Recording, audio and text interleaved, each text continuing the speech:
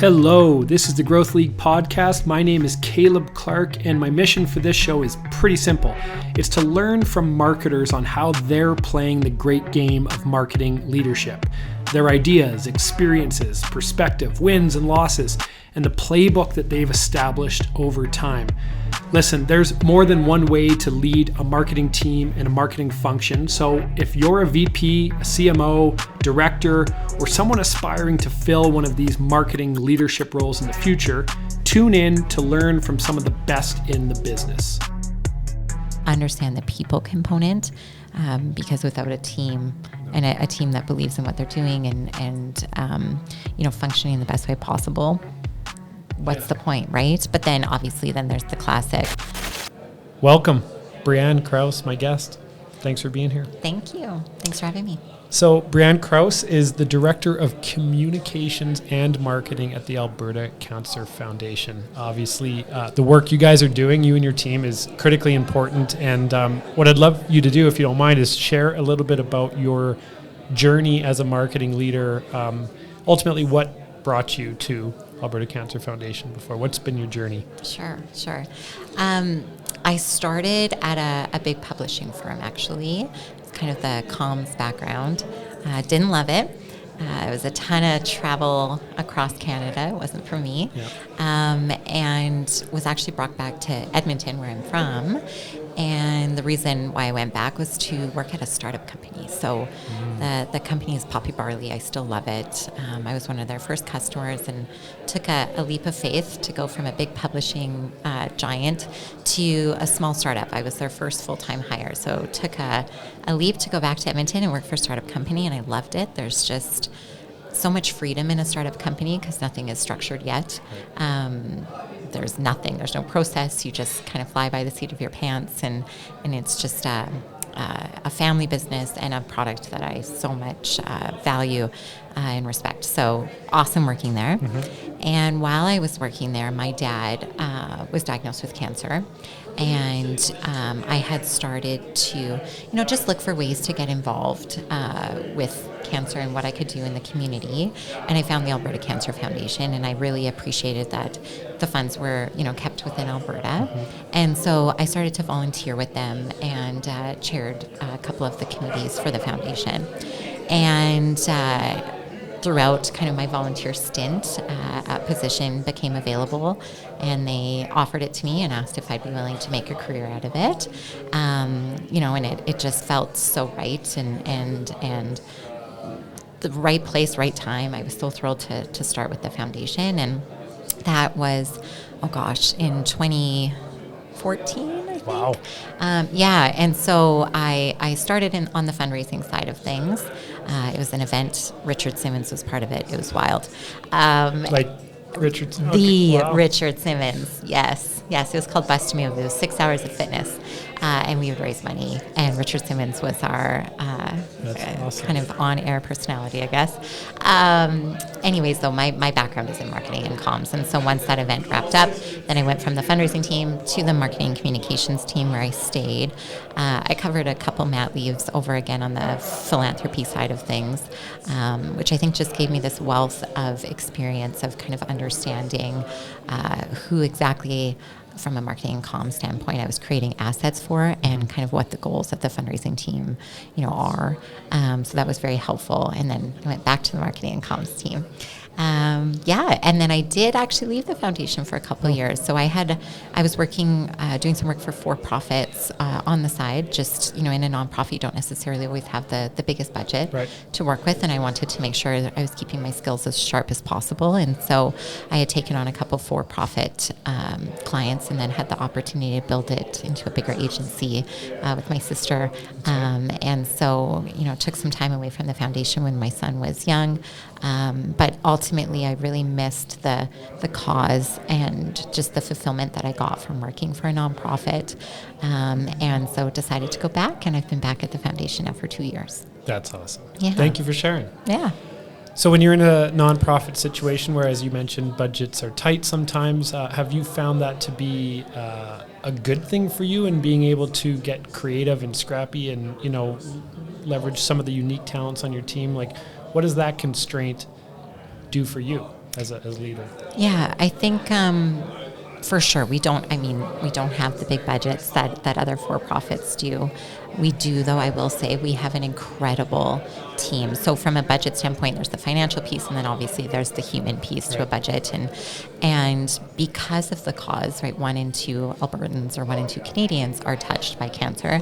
And so we have these individuals who are incredibly passionate, and we really are able to attract the best of the best to work on our marketing and communications team, which is just so incredible. And I think it definitely does benefit us, even though we don't have the biggest budget. It's the cause that draws people in, and the culture that we have.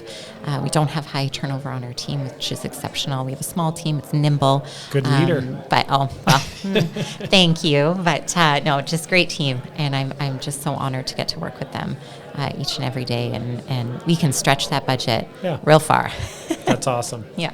Now, you kind of make it sound leading a team as being an easy thing, but it's not an easy thing. And so what I want to understand is what has been your approach to leading the team, creating motivation, empowerment. There's a lot of different ways to do it, but what has been the way that you've kind of established your process? Yeah, I think honestly I've had incredible mentors from a leadership standpoint.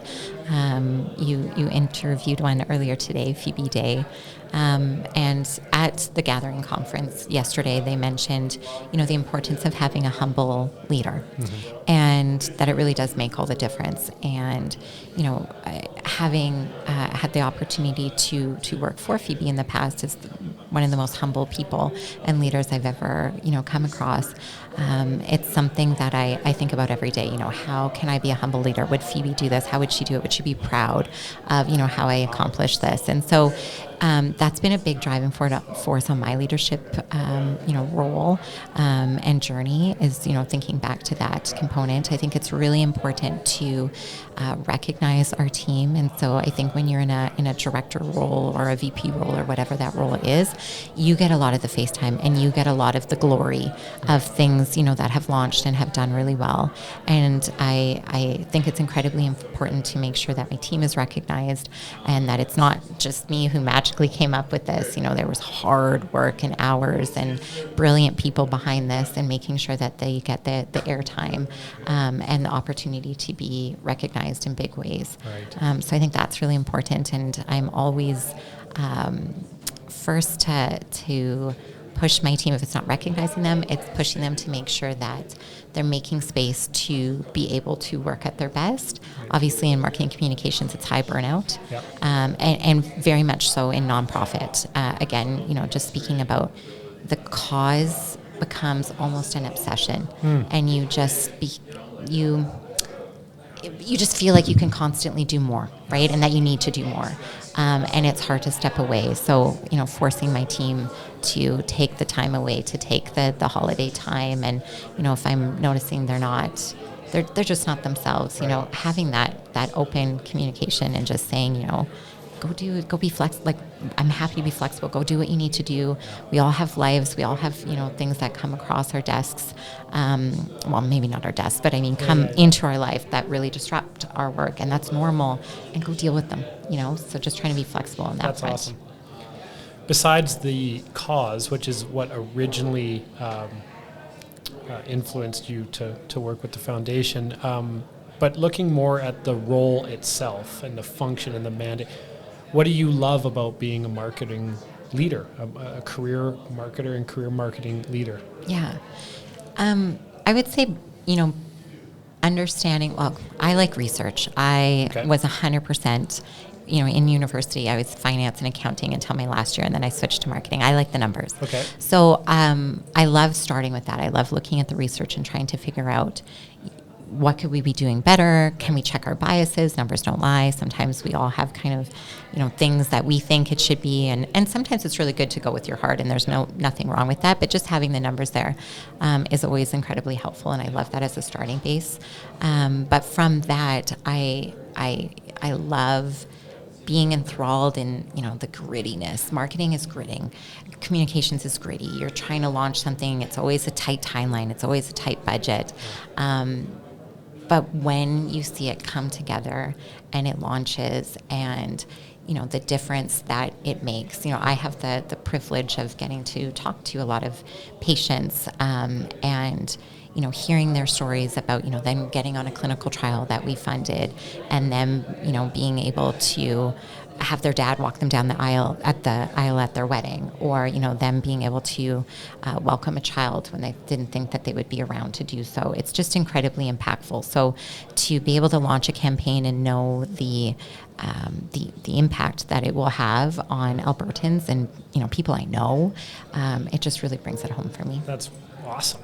Yeah. No, I can feel the energy and the passion around it, and I think the burden of responsibility you feel in leading the function for this foundation, right? Because fundraising dollars are it's the money that's left over from families that they, after they pay their bills, they pay it as discretionary, more or less. So how do you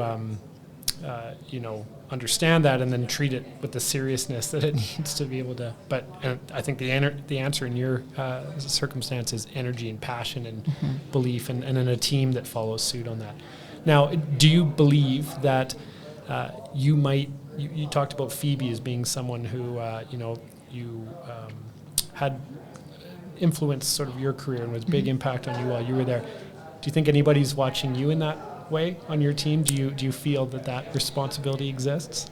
Yes, I do. I don't know if they're watching me, but I think it's really important from a leadership standpoint that ultimately I hope that I can pass on, the things that Phoebe shared. We also have, I have the distinct pleasure that fortunately when Phoebe left, the person that took her position, Ryan Kelly, another incredible leader. So I try and think about, these leaders that I have the opportunity to work with. How can I, pass on these teachings to my team so that, maybe I'll be at the foundation forever, maybe I won't, right. Who knows, right? But I so passionately care about the cause that if I'm not there, that I hope that, the next leader has what they do, and maybe not all for me, but from the incredible leaders that we have at the foundation, that they can draw from all of us bits and pieces and continue to exceed. That's awesome. Mm-hmm. You talked about numbers, research, data being your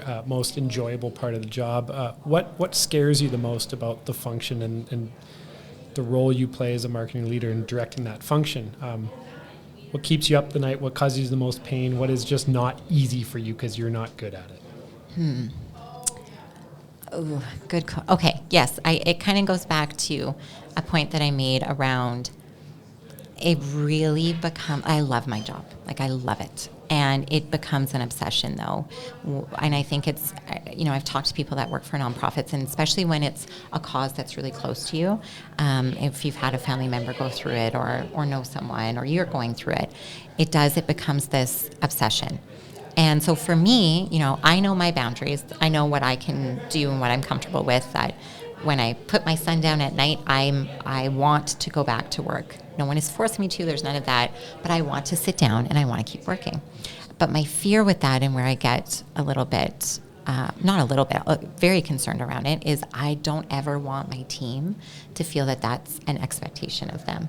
It's just, for me, I feel like I need to do that at this point. It will never be expected from anyone, to be signing on at 11 and working like crazy or anything like that. It's just, for me, it's, I don't know, it helps me work through some things, a therapy component, I'm not sure.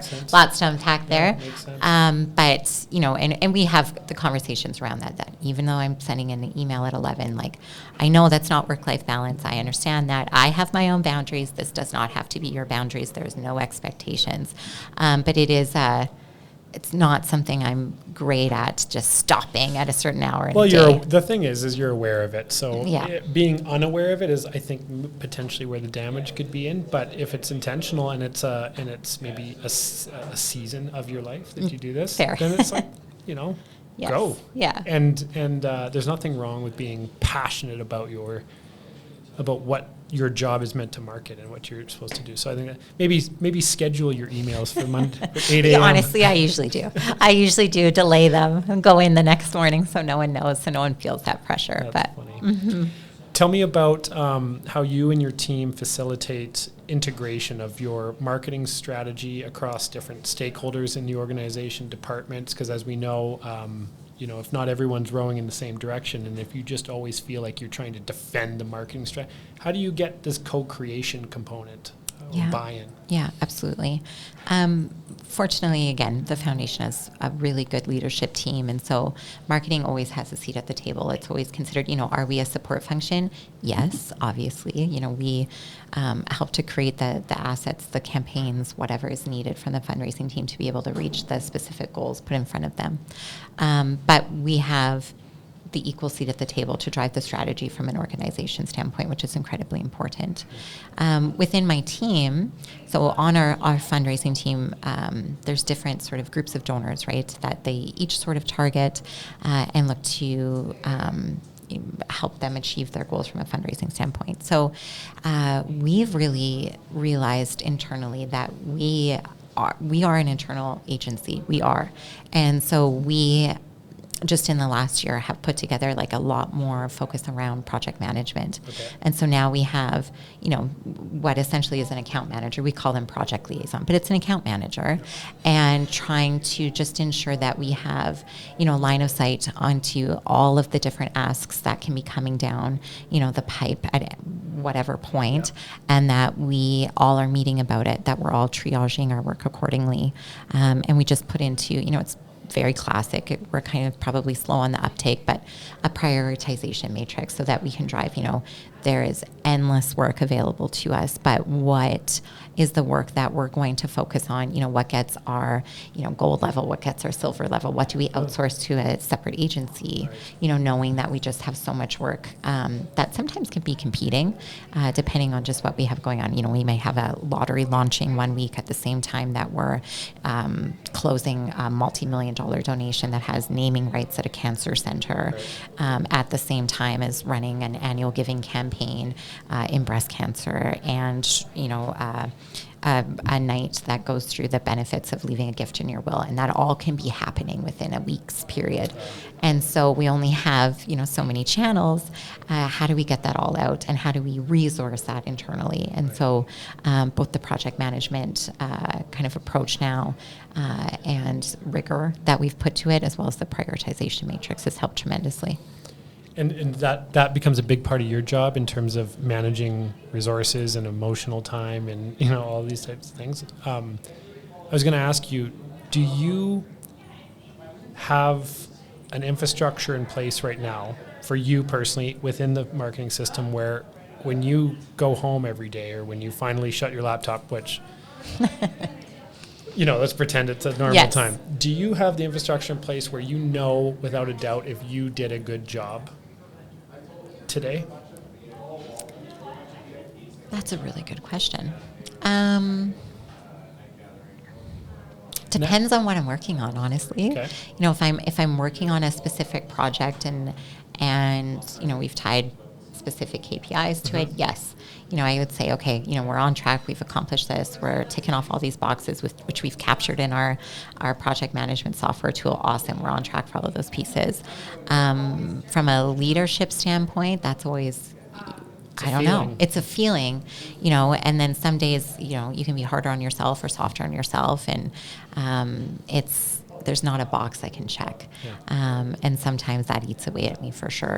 Did I say the right thing? Did I do the right thing? Did I offer the right opportunity? Did I, were we collaborative enough? Yeah. What did that look like? So always being aware of it, but there's never a box to just check. Yeah. It's a big struggle with a lot of marketing leaders is understanding, am I doing this right? Am I doing this wrong? Did I do a good job today? And I think you're right. It's you can't check a box off, but you can have that feeling. And so for you, when you are dividing up your energy and time over the given month or day or quarter, generally what buckets are you personally focused on? What is the big rocks that you are responsible for moving? Yeah, fair enough. So again, when we talk about the project management piece, and it's interesting, as a director role, I am the leader of the team, but I also am still very much a working director. So it's definitely not just an all-in admin role.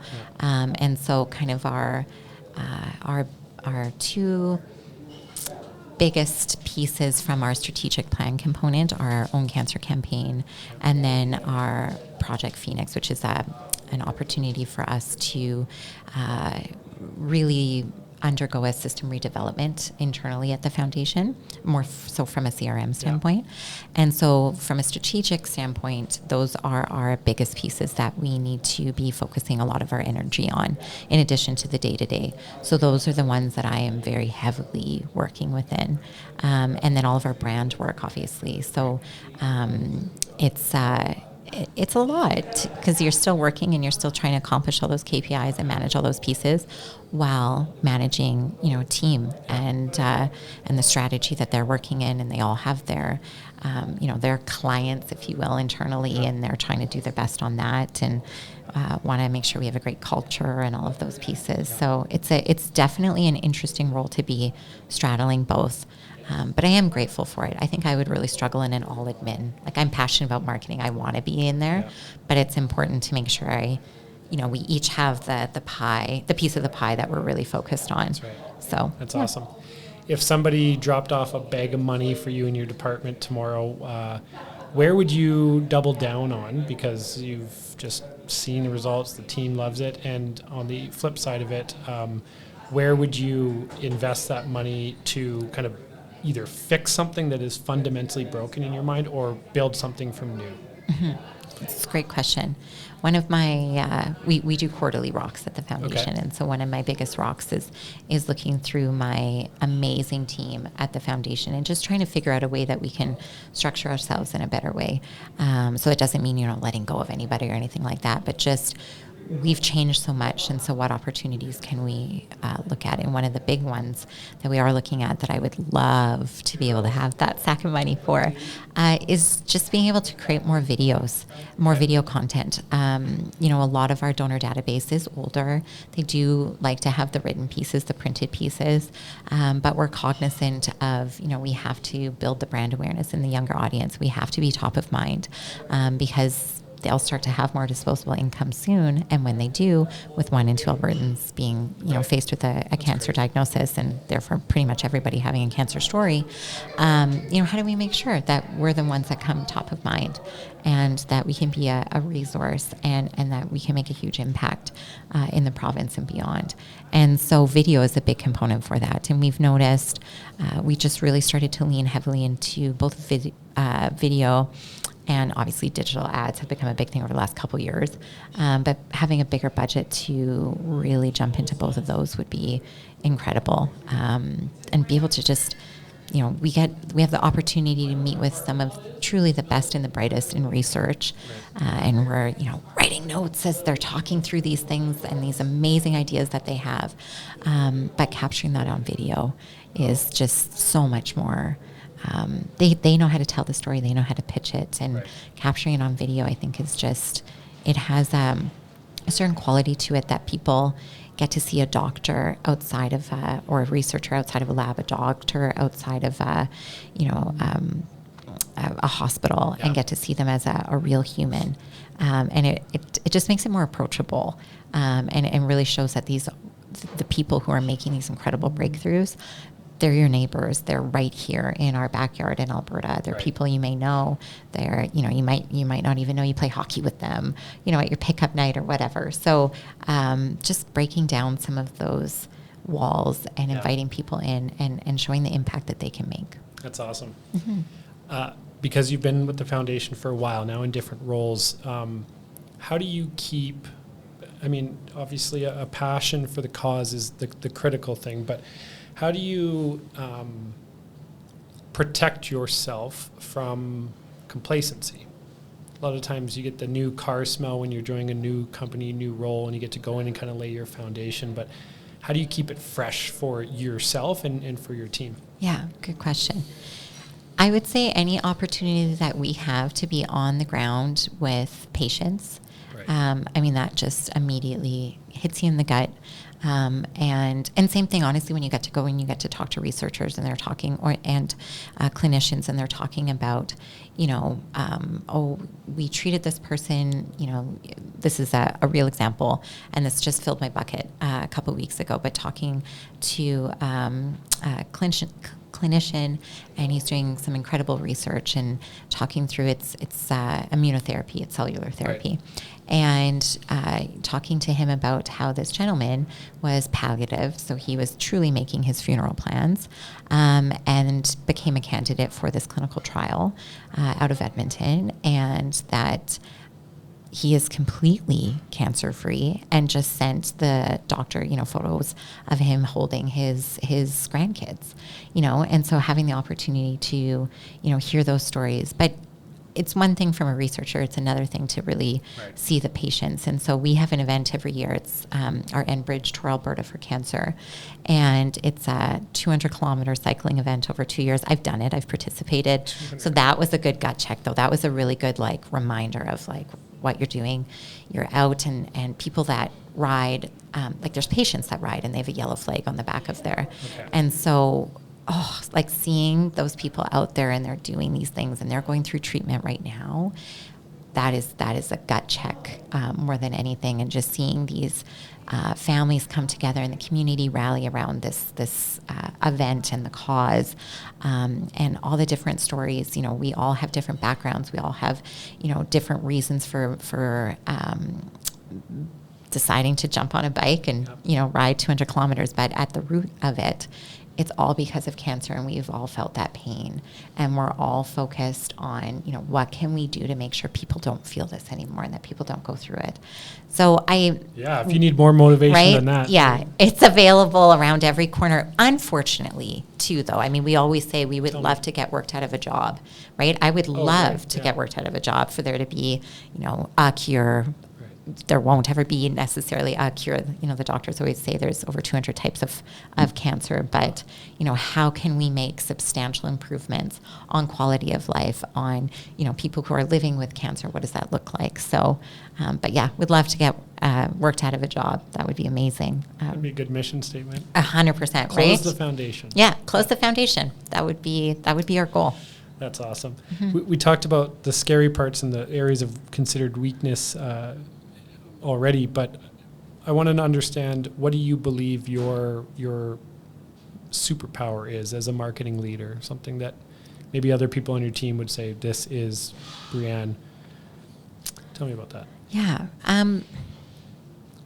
Maybe kind of twofold.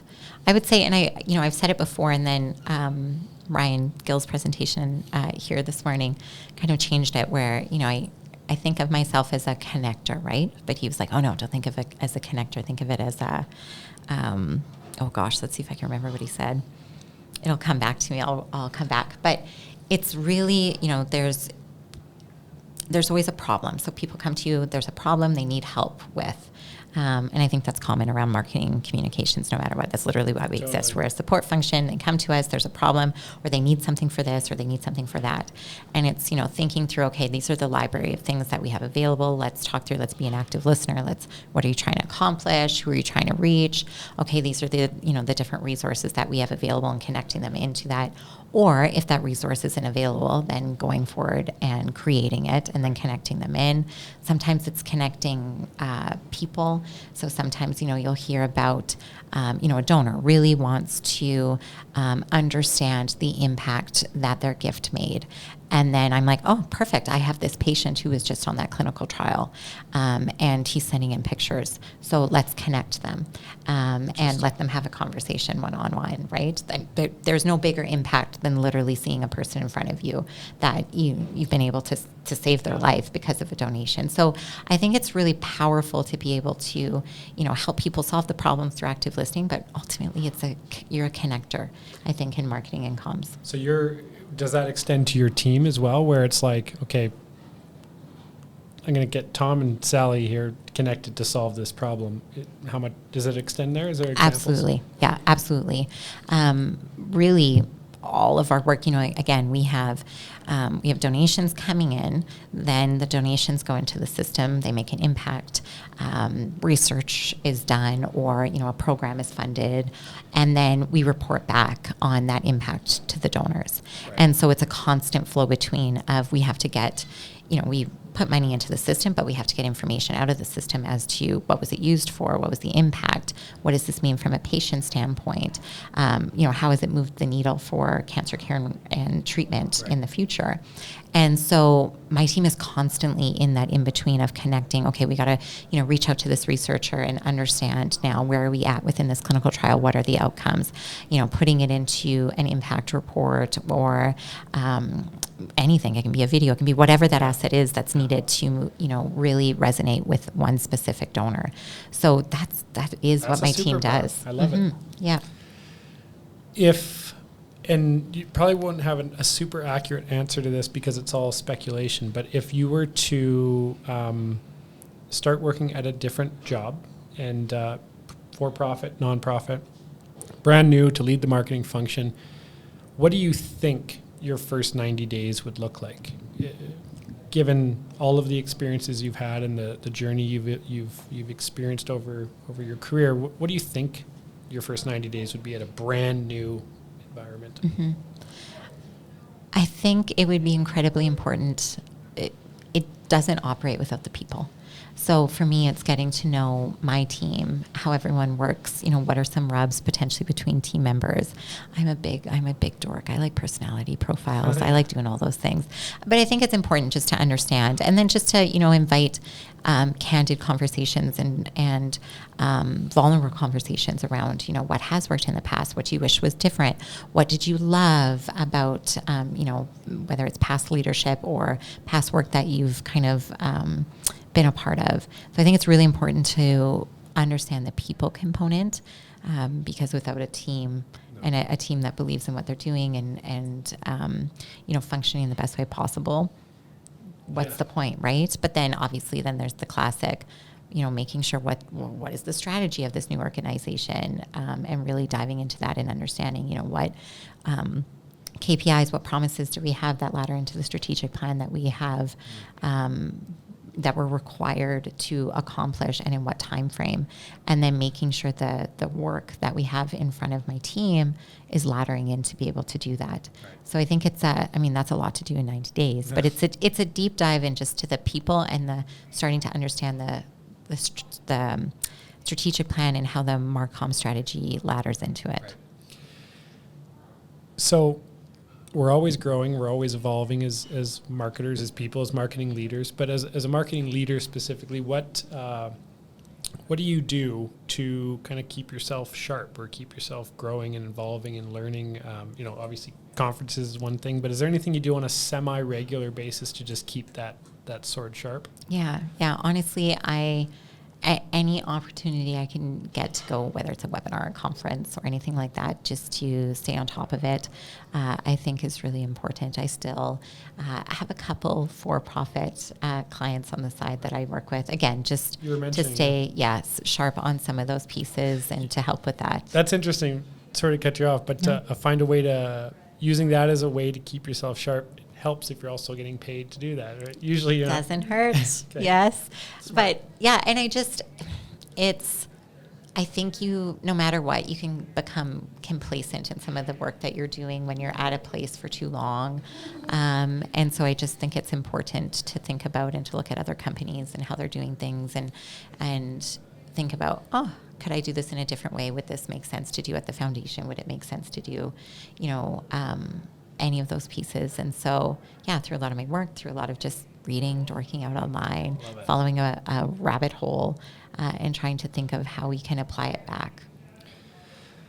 Well, thank you for sharing a small bit of the way you're playing this game. That's what I'm trying to share, or to have folks share and curate the information about. There's a lot of different ways to play this game, and it is a game, and it's a serious game, but it's one we can have fun at doing. In the way you've found a way to keep the fire alive for what you're doing on a day-to-day basis, I think is awesome, and something that helps, I think, other marketing leaders that might be in a bit of a, what am I doing why am I doing this? So I appreciate you sharing. Oh, thank you. Thank you so much for having me. It was wonderful. Everyone, my guest, Breanne Kraus from Alberta Cancer Foundation.